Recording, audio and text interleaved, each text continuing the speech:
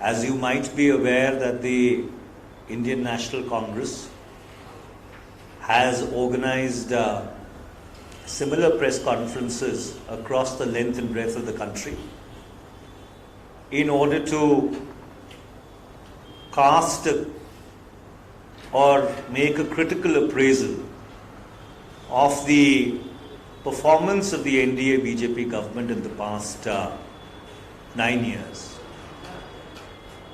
The reason why we decided to do it a little later in Bengaluru is because we wanted the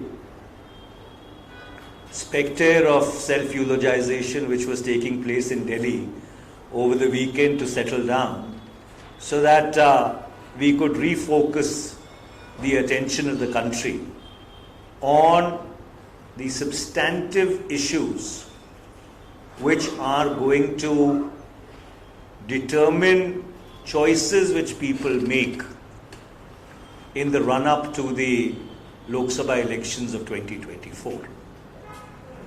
First of all, I would like to congratulate the people of Karnataka.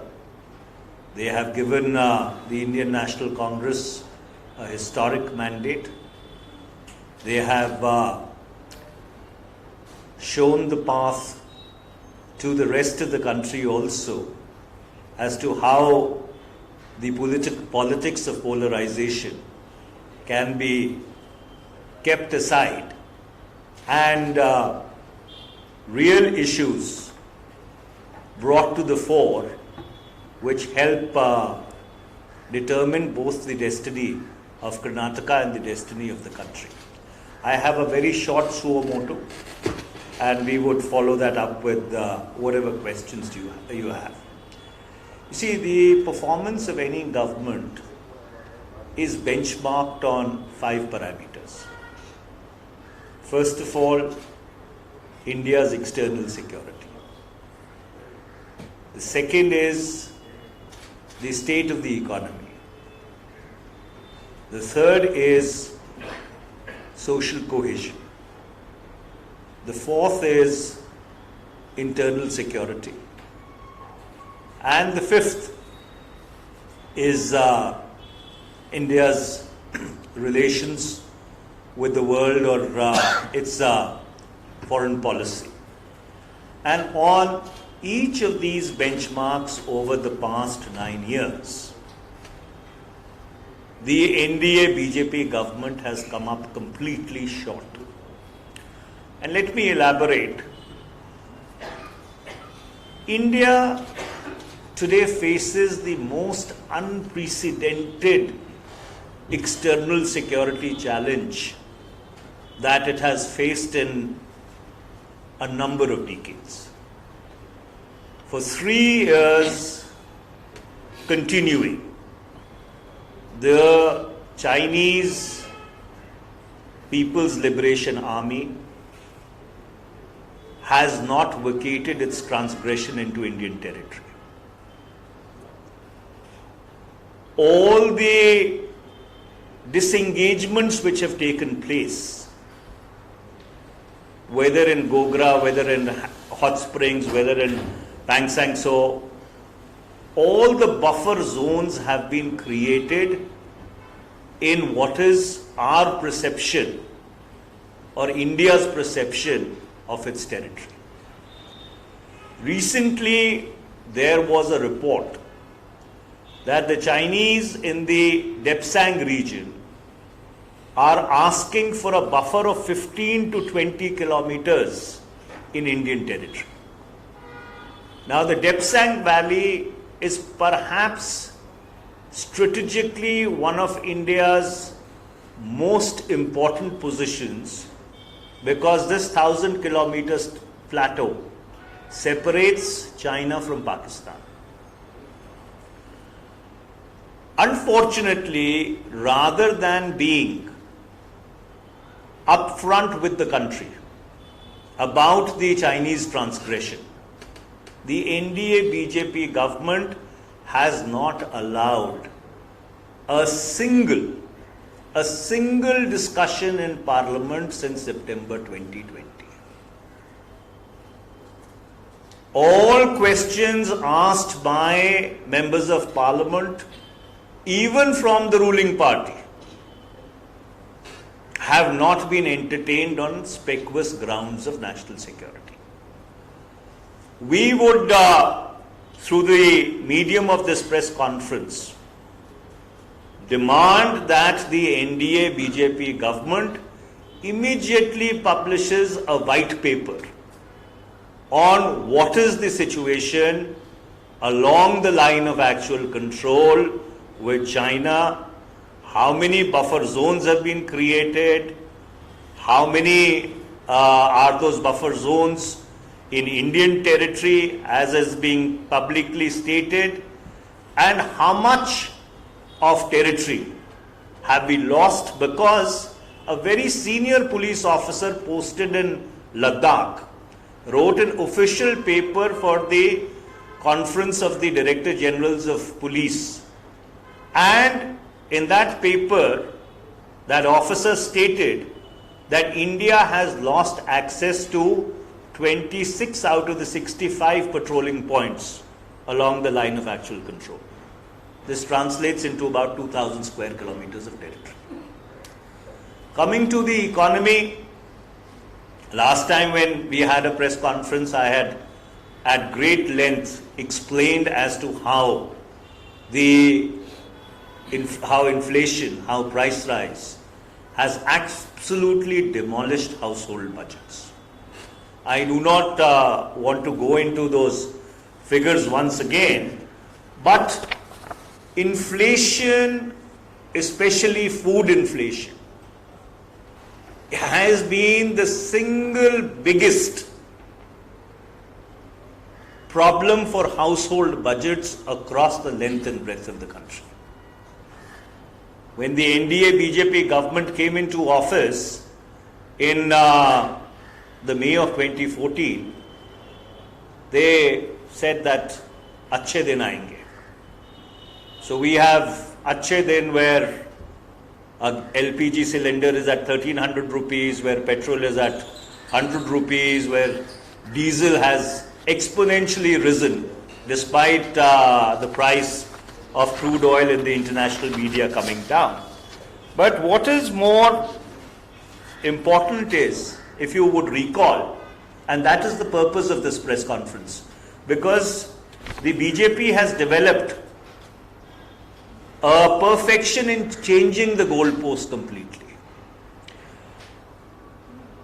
They had announced that we will create 2 crore new jobs every year.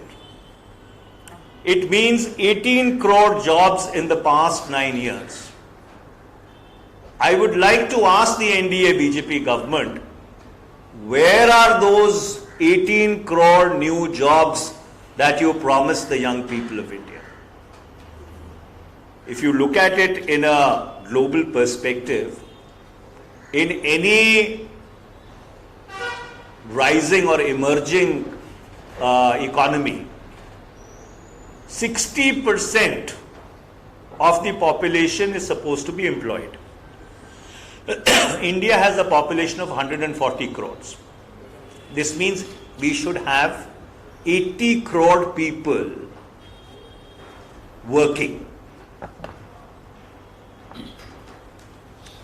And what is the total size of the workforce in India? It is 401 million, 40 crores. And there is absolutely no pathway as to how do we increase employment from 40 crores to 80 crores if you talk about a $5 trillion economy and you talk about being an emerging great power. Today, the unemployment rate as of April 2023 is 8.11%. And the economic inequality has risen to a level whereby 98 of the richest people in India own as much wealth as 552 million other Indians. So while the cronies of the government have got richer in the 9 years, the poor have got poorer. On internal security, you see the situation in Manipur. It is after so many days that the Home Minister has found it appropriate to even go and visit Manipur. There was an accord in Nagaland in 2015, in the August of 2015. 8 years have passed. Nobody knows what has happened to that Naga Accord. What were the terms of that accord? In Jammu Kashmir, for the first time in the history of this country, a state was reduced to a union territory. And there was a commitment which was given on the floor of Parliament that elections would be held at the earliest. The dismemberment of Jammu and Kashmir happened on the 6th of August, 5th and 6th of August 2019. We are in 2023. We would like to ask the government that if they think that they have taken such a wise decision, why are they scared, petrified of holding elections in Jammu and Kashmir? Why are they scared of getting their decision validated from the people of Jammu and Kashmir?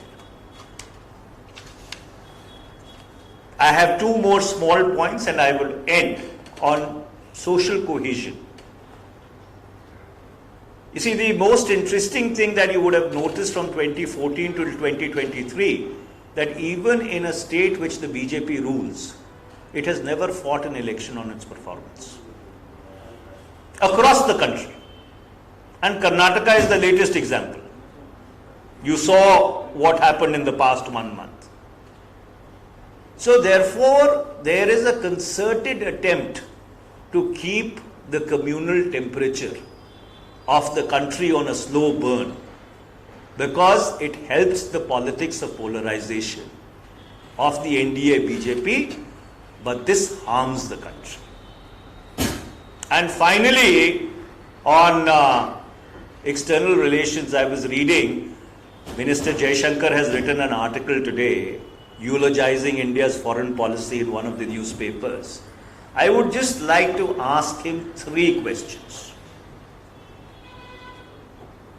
Why has not the needle moved a single millimeter in the past 9 years on India getting a permanent seat in the UN Security Council? Why has India not got the membership of the Nuclear Suppliers Group? Why is it that no SAARC summit has been held since 2015? What is the government doing to counter rising Chinese influence in India's neighborhood? So,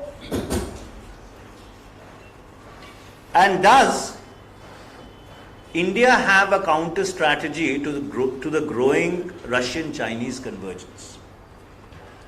The reason why I decided to give you an overview is because across the board, except for hype, hoopla, jumlebazi and tamasha, this government has nothing in terms of performance on its balance sheet. And therefore, Karnataka has chosen wisely, but through you, from this podium in Bengaluru, I would like to urge the people of India to choose very wisely in 2024, because your choice will determine whether India remains a democracy or it goes down a path which will not be in India's interest. The floor is all yours. Any questions, I am willing to answer them.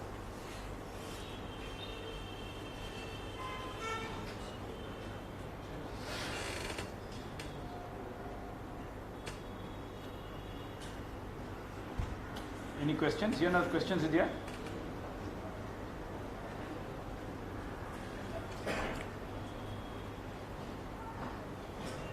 So wonderful. If there are no questions, yeah. A lot of queries now being raised on Congress guarantees. It's been more than 15 days now. And now we have people who are refusing to pay bills. Women are refusing to buy baskets. So the people of Karnataka really want to know when will you be implementing the 5 promises that you promised before elections without consequences? Well, may I know your name, the organization that you represent? Well, first of all, thank you for a splendid question. I would just like to remind people that they have voted a government into office for 5 years. It's barely been a week since the government has taken office. Whatever commitments have been made in the Congress manifesto, the Congress takes those commitments very seriously, and be rest assured that those commitments will be implemented in toto. I am sure that the government is seized of the urgency of implementing the promises that they have made to the people of Karnataka. And I can say with over 4 decades of experience in the Congress party that they will not come up short. Wonderful. Thank you very much. Thank you, Ranga.